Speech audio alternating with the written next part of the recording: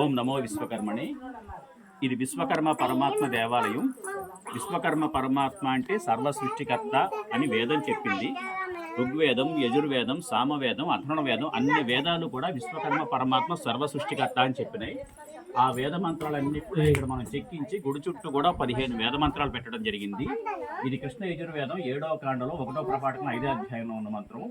ఈ మంత్రంలో విశ్వ సృష్టి మొత్తం కూడా ఆయనే చేశారని, ఆయన నుంచే 33 కోట్ల దేవతలు ఉద్భవించారని, అష్ట వసువులు, ఏకాదశ రుద్రులు, ద్వాదశ ఆదిత్యులు, అలాగే అగ్ని, ఇంద్రుడు మొత్తం అందరూ కూడా ఆయన నుంచే ఉద్భవించారని చెప్పేటువంటి కృష్ణ యజుర్వేద మంత్రం. ఇది అధర్వణ వేద మంత్రం. ఇందులో సమస్త జీవులకు సంతానాన్ని ప్రసాదించేది విశ్వకర్మ అని చెప్పేటువంటి మంత్రం ఇది. అలాగే అది కూడా అధర్వణ వేదంలో మంత్రమే. అది కూడా వివాహ ప్రదాత, భార్యాభర్తలు నిర్ణయించి దంపతులు చేసేది కూడా ఆయనేనని, అది కూడా కృష్ణ యజుర్వేదంలో మంత్రం. సమస్త సముద్ర స్వరూపుడు, తేజోవంతుడు, సింధువులు ప్రవహించున్న నదీ నదులకు అన్నిటికీ కూడా ఆయనే అధిపతి అని చెప్పి ఆ మంత్రం చెప్తుంది.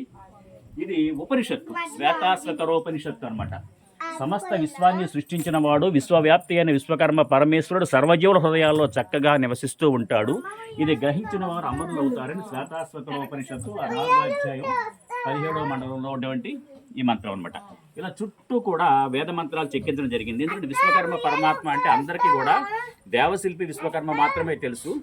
పురాణాలలో ఉన్న విశ్వకర్మ తెలుసు తప్ప వేదాల్లో సర్వ సృష్టికర్త విశ్వకర్మ పరమాత్మ ఉన్నారని తెలియకపోవడం వల్ల ఆ వేద మంత్రాన్ని చెక్కించి చుట్టూ పెట్టడం జరిగింది. ఈ 15 వేద మంత్రాలు కూడా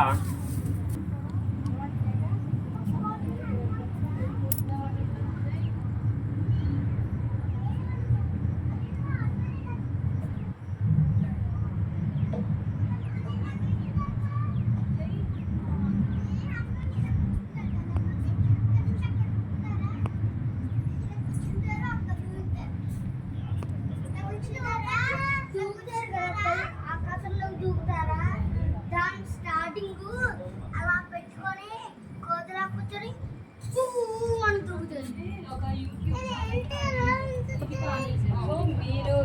మరి కోల్